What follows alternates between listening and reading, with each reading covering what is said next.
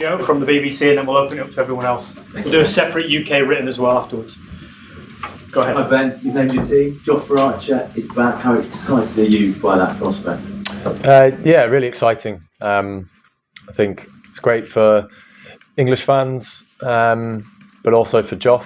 It's been, like a long time coming for him. I think his the way in which he's handled the injury setbacks over that period has been very commendable, and then the way in which he's got himself back onto the field and playing cricket over a long period of time now.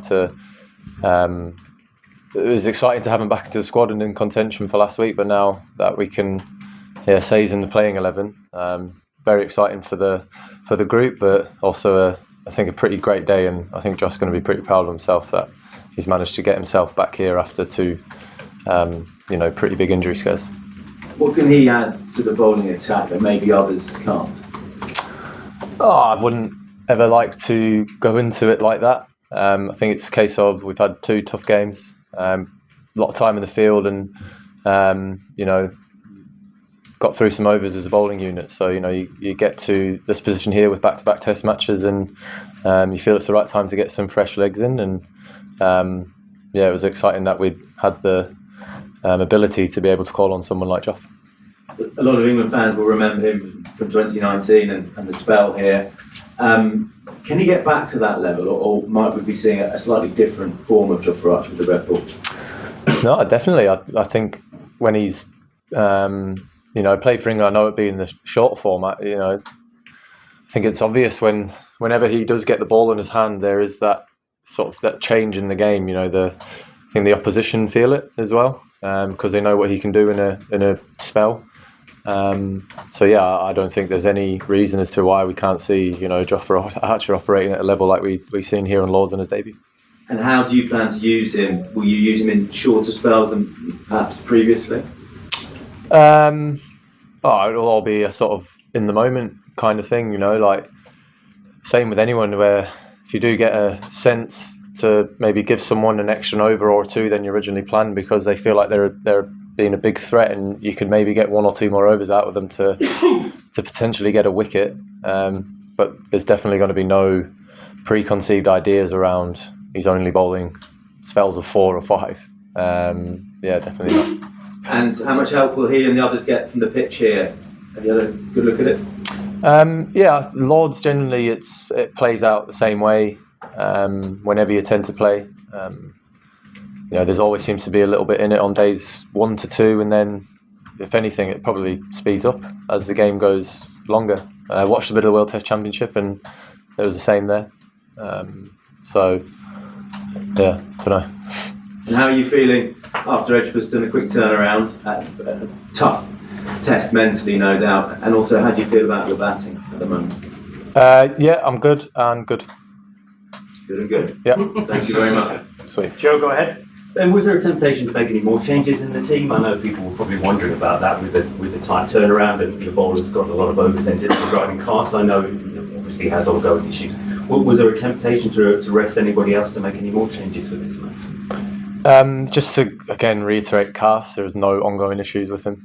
Again. Good. It was like we obviously quick turnaround, so we waited to see how everyone pulled up, and Wokesy and Cassie were good, so that's why we stuck with it. It's been a really tight series so far, 1-1, and for such a big marquee 5 Test series, I think that's what everybody hoped for and what everybody expected. What gives you the confidence right now, Ben, that England have the edge over India overall?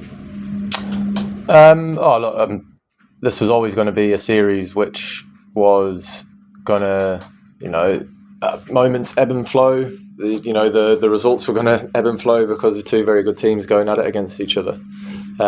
We came out on top at Headingley, and they come out on top at obviously the last game. I think when you have two good sides going at it against each other, you are going to see that. Whether we have, I don't think we feel like we have the edge over anyone. We respect our opposition, whoever that may be, whatever period in a series it may be. We'll be coming out this week and trying to hit them hard and obviously trying to come away with a win. just finally from me, anything particular in terms of Shubman Gill that you're thinking about or planning, or stick to the plans that you've already had through the series? Yeah, look, we've obviously got plans for all the Indian batters, but again, very good players are allowed to play well, and he has played very well in the first 2 games. We'll go Rory, Chris, and then this gentleman here. Go ahead, Rory. Ben, are these balls in particular proving to be a challenge for you as a captain? Because I guess making those breakthroughs when the ball is still giving you something is becoming more a premium than ever. Yeah, look, I think we're not the only. Whenever we have touring teams come here, there is an issue around the balls going soft, going completely out of shape. I don't even think that the rings that we use are Duke's rings. Right. Yeah, it's something that isn't ideal, but yeah, you got to deal with it. You know, you obviously, if you feel like the ball's gone out of shape, then you're going to check it with the umpire, and if it goes through the rings, it goes through the rings, and you crack on, and then hopefully eventually it gets that badly out of shape that you are able to change it. But yeah, look, everyone, the bowling team seemed to struggle with it. It seemed a big issue last week at Edgbaston. But yeah, look, it is what it is. If it fits through, we keep going. If it doesn't, then we get a new one. And can I just ask you, as a captain, what you made of Vian Mulder's decision to declare on himself when the 400 was in sight? I mean, I don't know. Sometimes you've had Harry go to 300. Is that a decision you never make, or do you think you let him crack on? I think it's, as a captain, you'd rather do it yourself than your captain potentially pull you out on a groundbreaking day. But fair play to him, I guess. You know, don't know. I think he said something where that should stay with Brian Lara. Should keep it, yeah. He's not going to get that opportunity again. You guys have protected Gilbert Jessup pretty well. Yeah, but no, fair play to him. They got the win, which obviously is the big thing that counts. We'll go to Chris. Thank you. Hi Ben. You've had quite a few special moments at Lords over the years. One of those was your century against Australia a couple of years ago. I just wonder what your memories of that innings are, and whether another big score was possibly around the corner for you this week. It's 2 years ago, so pretty over that now. And yeah, hopefully, the score's around the corner. We'll go Will at the back, and then we'll take 2 here. And back in the day, a player coming back from injury like Jofra might have played 3 or 4 first-class games, obviously going in after only 1, which a lot of your kind of predecessors as captain for players kind of can't really understand. What kind of is your message to them about Jofra's readiness and why you've decided that now is the right time to begin? Just stop having the default of going to the worst, if that makes sense. We're a very good nation at doing that. I see it as Jofra's played a lot of cricket over the last, he's been back 3 years now. He's been playing white ball cricket for England. And yeah, he got through a first class game for Sussex and felt really good throughout that whole time. And he got his loads up throughout that whole week last week. And look, if we didn't think he was in a position to be able to get through a test match as a bowler, then we wouldn't even be considering him for selection. Go ahead. Just an extension of that question.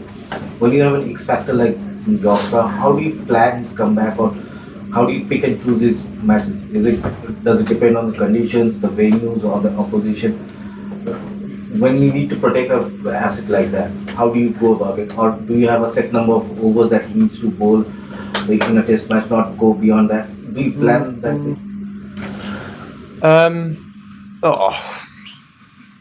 No, not really. I think, look, if we did not think he was ready or in a position to be selected, we would not select him. That's it. We think he's done enough to be able to get through a test match. Whenever you walk out onto the field, you're always putting yourself at risk. It's professional sport. It's a very physical sport, what we do, So we're all walking out there with potentially something going wrong. We don't know.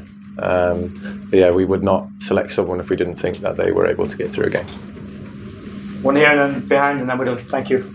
Ben, you called the last pitch at HBS and a post-match interview in subcontinent time. Will you be a little more cautious around this time around? When you're going for the toss, that whether you want to bowl first or bat first, knowing what had happened in HBS.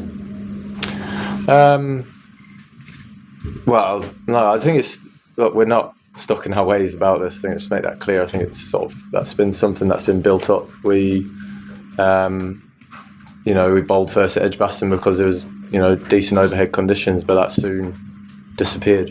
The clouds broke out, but I'm not the Met Office, so I can't tell what's going to happen later on in the day after 10:30. But look, Lords, it's meant to be really, really hot this week, so if that's the case, where the sun is out blazing tomorrow, I think whoever wins the toss is probably going to end up doing the same thing.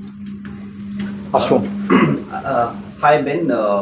Ben, what do you make of your own personal form? There's a bit being written about your form as well with the bat, and it is also being said that you're not giving yourself enough opportunities to play matches in between these test series.